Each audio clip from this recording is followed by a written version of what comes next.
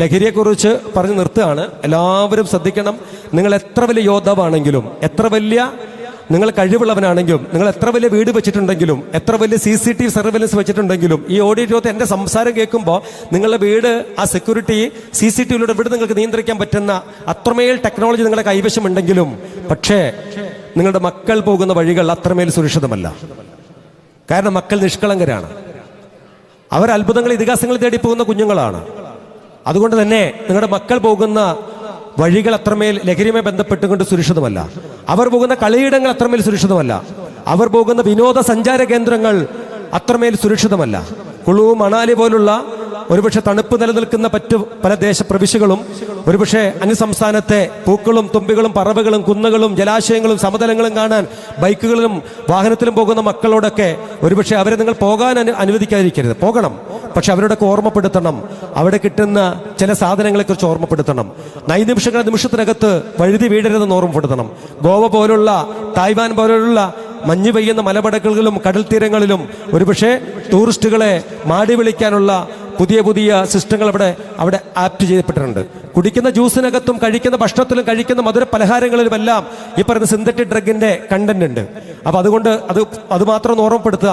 ഒരുപക്ഷെ നമ്മളൊക്കെ നല്ല വിശ്വാസം, മതവിശ്വാസവും നല്ല മദ്രസ പഠനങ്ങളൊക്കെ മക്കൾക്ക് കൊടുക്കും. നമ്മൾ പറയും, എൻ്റെ മോളെല്ലാം എന്നോട് തുറന്നു പറഞ്ഞ കുട്ടി, എനിക്ക് ഒരു പേടിയില്ല, അങ്ങനെ ഓനെ വളർത്തി അങ്ങനെ സാറേ എല്ലാം എൻ്റെ കുട്ടീനോട് തുറന്നു പറയും. വള്ളി വിടാതെ പറയും എൻ്റെ കുട്ടീന്ന്. നിങ്ങൾ ഓർത്തോണം, മക്കളെ നമ്മൾ ഉപരിപഠനത്തിനായിട്ട് നമ്മൾ മറ്റ് സംസ്ഥാനത്തൊക്കെ പറഞ്ഞയക്കുമ്പോൾ നമ്മുടെ മക്കൾ ധരിച്ചിരിക്കുന്ന വസ്ത്രങ്ങൾ, അവരുടെ ഒരു ടേസ്റ്റ്, അവരുടെ ബ്രാൻഡഡായ ഷർട്ട്, ക്ലോത്ത്സുകൾ, വാച്ചുകൾ, ആഭരണങ്ങൾ, അവർ പോയിരിക്കുന്ന വണ്ടികൾ, അവർ കഴിക്കുന്ന ഫുഡുകളെല്ലാം മറ്റ് മനസ്സിലാക്കാൻ പറ്റുന്ന മറ്റ് സുഹൃത്തുക്കളുണ്ട്, ഒപ്പം പഠിക്കുന്നവരുണ്ട്. അവരതിനെയൊക്കെ വിലയിരുത്തും. അത്യാവശ്യം വീട്ടിൽ നല്ല പൈസ ഉള്ളവരാൻ തിരിച്ചറിയും. അറിഞ്ഞാൽ പിന്നെ വളരെ ഈസിയാണ് കാര്യം. കാരണം നമ്മുടെ മകളുടെ കയ്യിൽ സിഗരറ്റ് കൊടുത്ത മകൾ വേണ്ടാന്ന് പറയും. ഒരു മദ്യം കൊടുത്ത് കുടിക്കാൻ പറഞ്ഞ മോള് വേണ്ടാറിയും. ഇത് കഞ്ചാവാണ് വലിക്കണോ വെച്ചപ്പോൾ എനിക്ക് വേണ്ടാറിയും. കാര്യം എന്താ? അതൊക്കെ നമ്മൾ മകളെയും നമ്മൾ പഠിപ്പിച്ചിട്ടുണ്ട്. പക്ഷേ ഒരു സമയത്ത് ഒരു ജ്യൂസ് ഷോപ്പിലോ കോഫി ഷോപ്പിലോ ഇരിക്കുന്ന സമയത്തിനകത്ത് മകൾക്ക് കൊടുക്കുന്ന ഒരു ഗ്ലാസ് ജ്യൂസിനകത്ത് ആ കൊടുക്കുന്നവന്റെ ചൂണ്ടുവിരലൊന്ന് അമർന്നിരുന്നാൽ, ഒരു 3 സെക്കൻഡ് അവന്റെ വിരൽ ആ ജ്യൂസിനകത്ത് അമർന്നിരുന്നാൽ, അവനെ നഖത്തിനകത്ത് ഒളിപ്പിച്ചു വെച്ചിരിക്കുന്ന ഈ പറയുന്ന സിന്തറ്റിക് ഡ്രഗ് മെത്തലീൻ ഡയോക്സി മത്താംഫിറ്റം എന്നറിയപ്പെടുന്ന ലഹരി ആ ജ്യൂസിലൊന്ന് കലർന്നാൽ, നമ്മുടെ മകളൊന്നും അറിയാതെ കുടിച്ചാൽ, ഒരു 6 മിനിറ്റുകൾക്ക് ശേഷം ആ കുട്ടിയിലുണ്ടാകുന്ന ശാരീരികമായ മാറ്റവും ഒരുപക്ഷെ മാനസികപരമായ മാറ്റവും കേവലം മൈക്കിൽ കൂടെ സംസാരിക്കാൻ പറ്റുന്നതല്ല. അസാധ്യമായ ഒരു രീതിയിലേക്ക് ആ കുഞ്ഞ് പരിവർത്തനം ചെയ്യപ്പെടും. ഈ പറയുന്ന MDMA എന്നൊക്കെ നമ്മൾ കേട്ടിട്ടുണ്ട്. പത്രത്തിൽ MDMA പിടിച്ചു, അവിടെ പിടിച്ചു, പോലീസ് പിടിച്ചു എന്നൊക്കെ നമ്മൾ പറയപ്പെടുന്നുണ്ട്. പക്ഷെ ഇവിടെ ഇരിക്കുന്ന അമ്മമാരും സഹോദരിമാരും ഓരോരുത്തരും ആലോചിക്കണം, ശരിക്കും എന്താ MDMA? ഞാൻ അറിയാൻ ആഗ്രഹിച്ചിട്ടുണ്ടോ? ഞാൻ എവിടെയെങ്കിലും കയറിയിട്ട്, നിങ്ങൾ എവിടെയെങ്കിലും കയറിയിട്ട് MDMA എന്താണെന്ന് അന്വേഷിക്കരുത്. www.നാഷണൽ ഡ്രഗ് കൺട്രോൾ ഔദ്യോഗിക സൈറ്റ് കയറിയിട്ട് what is meaning of MDMA, എന്താണ് MDMA എന്ന് ചോദിച്ചാൽ അതിന് ഉത്തരം കിട്ടും. അത് അത്താഴ വിരുന്നുകളിലോ കൂടിയിരിക്കുന്ന സമയങ്ങളിലോ മക്കളൊക്കെ ഇരുന്ന് വൈകുന്നേരം ഭക്ഷണം കഴിക്കുന്ന സമയത്ത് എല്ലാവരും കൂടി ഇരുന്നു കൊണ്ട് ഒരുപക്ഷെ ആ മൊബൈലിന്റെ സ്ക്രീനൊന്ന് ആ തീൻമേശയിലൊന്ന് വെക്കണം. എല്ലാവരും ഉപ്പയും ഉമ്മയും മക്കളും എല്ലാവരും കൂടി ഇതിങ്ങനെ കേൾക്കണം. എന്താണ് MDMA? എന്താണ് കേൾക്കണം? ഇത് പറയാൻ കാരണം 1912 ജർമ്മനിയിലെ മെർക്ക് ഫാർമസ്യൂട്ടിക്കൽ കമ്പനി ഡെവലപ്പ് ചെയ്തെടുത്ത അത്യുഗ്രശേഷിയുള്ള ഒരു സിന്തറ്റിക് ഡ്രഗ് ആയിരുന്നു ഈ പറയുന്ന MDMA. പക്ഷെ ഈ സാധനം അവർ കണ്ടുപിടിച്ച എന്തിനാ?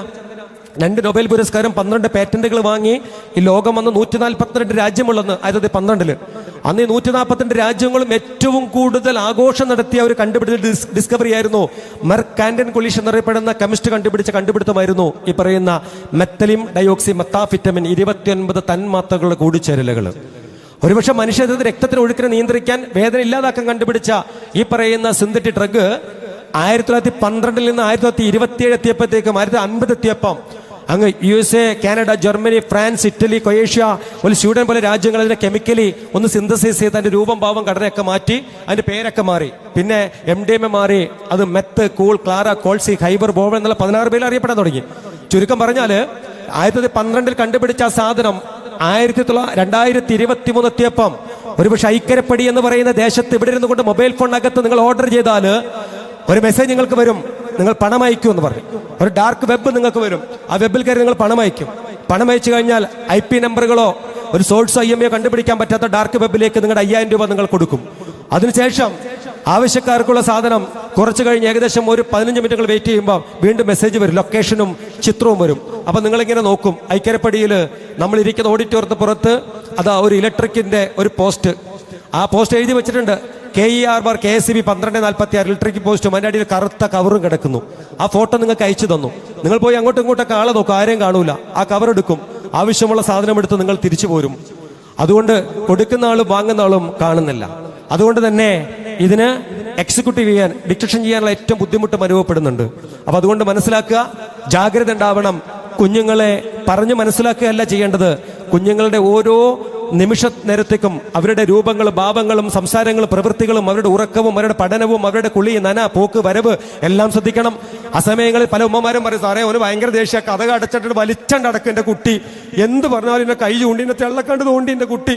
രാത്രി ആകുമ്പോൾ ഒരു 12-1 മണിയാകുമ്പോൾ ഒരു വൈക്കണ്ട് വരും, കയറിയാണ്ട് പോകും സാറേ, എന്നിട്ട് ഒരു പിടിപാടുമില്ല, മണമില്ല, ഒന്നുമില്ല. പക്ഷെ എന്താ അറിയില്ല, എൻ്റെ കുട്ടി ഇങ്ങനെ ഉറക്കം നഷ്ടപ്പെട്ടിട്ട് കുട്ടിക്ക് ഉറങ്ങണ പരിപാടിയില്ല സാർ, 24 മണിക്കൂർ ഫോണിലാണ്. ഇങ്ങനെ ഹൃദയം പൊട്ടി പറയുന്ന ഒരുപാട് അമ്മമാരുടെ ലോകത്താണ് നമ്മൾ. ഡോക്ടർ എന്താ പേര് എന്താ പേര്? ഓക്കെ. കണ്ടോ, ഇവരെല്ലാം നിഷ്കളങ്കരാണ്. അവർക്ക് കളിക്കണം, ചിരിക്കും, അത്രയേ ഉള്ളൂ. അതുകൊണ്ട് ഇവരെ പോലെയുള്ള ടീമിനെയൊക്കെ പെട്ടെന്ന് പാട്ടിലാക്കാൻ പറ്റും കേട്ടോ, പെട്ടെന്ന് പാട്ടിലാക്കാൻ പറ്റും. പാവാ, കാര്യം വെച്ചാല് ചിരിക്കാൻ മാത്രമേ അറിയുള്ളൂ. അവന് നിഷ്കളങ്കനാണ്, അവന്റെ ഉള്ളിൽ കള്ളത്തരമൊന്നുമില്ല.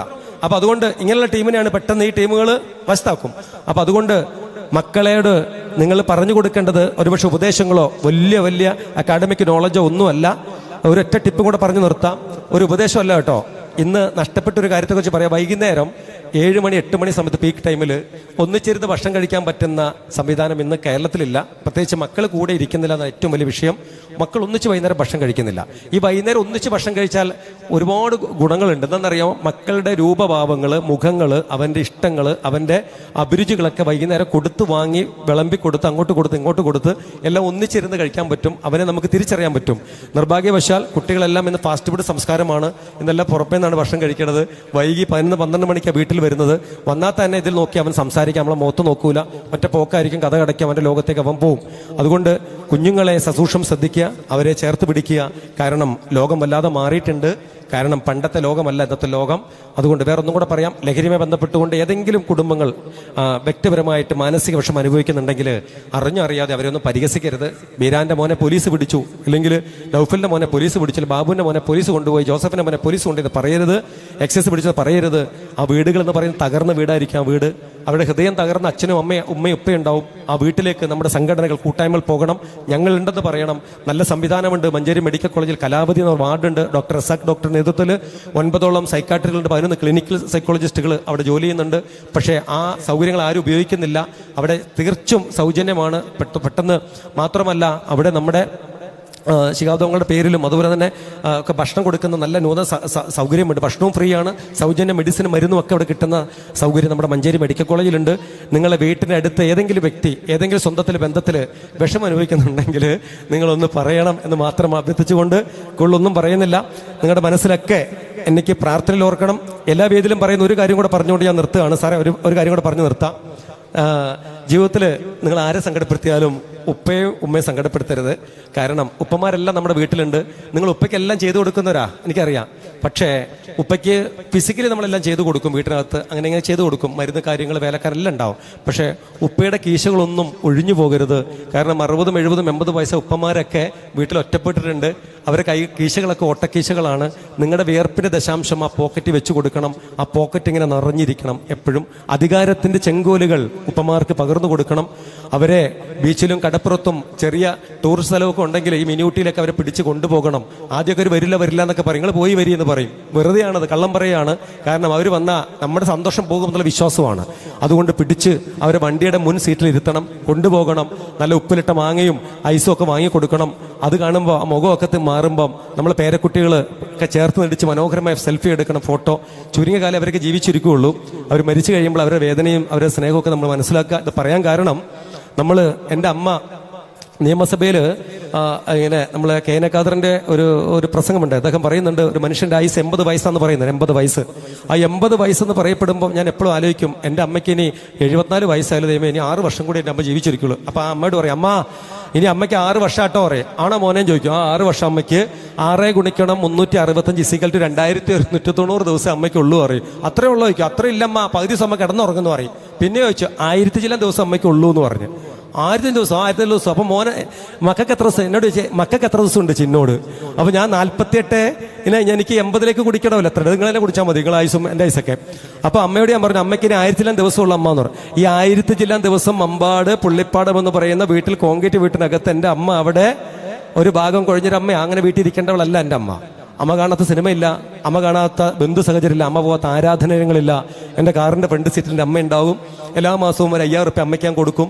ചില മാസമൊക്കെ ഈ 5000 റുപ്യ കൊടുക്കും അമ്മയ്ക്ക് കൈ ഇങ്ങനെ പറയ്ക്കുന്നതുകൊണ്ട് എണ്ണാൻ കുറേ സമയം വേണം. കാരണം ഈ അമ്മയ്ക്ക് പൈസ എന്ന് കൊടുക്കാൻ തുടങ്ങി അന്ന് സത്യത്തിൽ അന്ന് തൊട്ട് ഞാൻ സമ്പന്നനായത്. സത്യം, അന്ന് തൊട്ട് ഞാൻ സമ്പന്നനാണ്, സത്യം.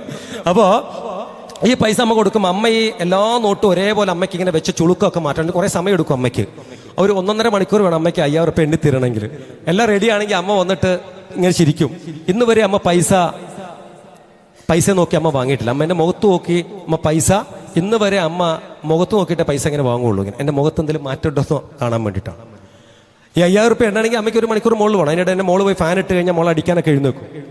ചില മാസം ഞാൻ 5500 റുപ്യ കൊടുക്കും. 5500 റുപ്യ കൊടുക്കുന്ന മാസത്തിൽ അമ്മയ്ക്ക് 1 മണിക്കൂറൊന്നും പോരാ, ഒരു 1.5 മണിക്കൂർ വേണം. കാരണം 500 റുപ്യ കൂടുതലുണ്ട് അതിനകത്ത്. അവസാനം 2 കയ്യിൽ അമ്മ പൈസ ആയിട്ട് വരും. 500 രൂപ കൂടുതലുണ്ട് മക്കളെ അറിയും, ഇങ്ങനെ വിറച്ചിട്ട്. ആ പൈസ ഞാൻ വാങ്ങി വെക്കും. ആണോ എന്ന് ചോദിക്കും. ആ കൂടുതലുണ്ട് അറിയും. ചില മാസം ഞാൻ 4500 റുപ്യ കൊടുക്കുകയുള്ളൂ. ഈ 4500 കൊടുത്ത മാസം ഒരു മാസം പോലും അമ്മ പറഞ്ഞിട്ടില്ല മക്കളെ 500 രൂപ കുറവുണ്ടെന്ന്. ഈ മാത്തമാറ്റിക്സ് എന്താണെന്ന് ഇന്നും എനിക്കറിയില്ല. ഒരുപക്ഷെ അമ്മ അനുഭവിച്ച സങ്കടങ്ങളാവാം, മേ ബി. ഇന്ന് വരെ അമ്മ പറഞ്ഞിട്ടില്ല 500 രൂപ കുറവുണ്ടെന്ന്. ഒരുപക്ഷെ ഇന്ന് അമ്മയ്ക്ക് എല്ലാ സൗകര്യങ്ങളുമുണ്ട്. അതുകൊണ്ട് എൻ്റെ അപേക്ഷയാണ് മാതാപിതാക്കൾക്ക് ഏറ്റവും നല്ല രീതിയിൽ അവരെ കെയർ ചെയ്യണം. വാക്കുകൊണ്ടും പ്രവൃത്തി കൊണ്ടും ചിന്ത കൊണ്ടും നിങ്ങളുടെ വിയർപ്പിൻ്റെ ദശാംശം കൊണ്ടും അവരെ കെയർ ചെയ്യണം. പക്ഷെ എല്ലാവരും എല്ലാം ചെയ്യുന്നുണ്ട്. പക്ഷെ ഇതെല്ലാം കൂടെ സമമാകുമ്പോഴാണ് നിറഞ്ഞു നിൽക്കുന്ന മാതാപിതാക്കളുടെ തണലിൽ ആ കുടുംബം അങ്ങ് തഴച്ചു വളരുക. ആ തഴച്ചു വളരുന്ന നിഴലിലാണ് നമ്മുടെ മക്കൾ, കുഞ്ഞുമക്കൾ, പേരക്കുട്ടികളൊക്കെ ചിരിച്ച് കളിച്ച് മതിച്ച് വളരെ എവിടെ പോയാലും നമ്മൾ പേരക്കുട്ടികളോട്, മക്കളോട്, ഈ സ്റ്റേജിൽ കയറി വന്ന കുട്ടിയോടൊക്കെ, അങ്ങനെയുള്ള മക്കളോടൊക്കെ ഉപ്പാപ്പനോട് വല്യപ്പനോട് ചോദിച്ച് അനുവാദം വാങ്ങാൻ, അനുഗ്രഹം വാങ്ങാൻ പറയണം. അവർക്കൊന്ന് ഉമ്മ കൊടുക്കാൻ പറയണം. അങ്ങനെ മതിച്ച് ചിരിച്ച് വളരുന്ന ഒരു കുടുംബത്തിലേക്ക് നമുക്ക് ഉണ്ടാക്കിയെടുക്കാൻ എനിക്ക് നിങ്ങൾക്കൊക്കെ സാധിക്കട്ടെ എന്ന് മാത്രം പറഞ്ഞുകൊണ്ട് നിങ്ങളുടെ പ്രാർത്ഥനയിൽ എന്നെ മറന്നു പോകരുത് പറഞ്ഞുകൊണ്ട് നിർത്തുകയാണ്. എല്ലാവർക്കും നല്ല ദിവസം ആശംസിക്കുന്നു. Thank you.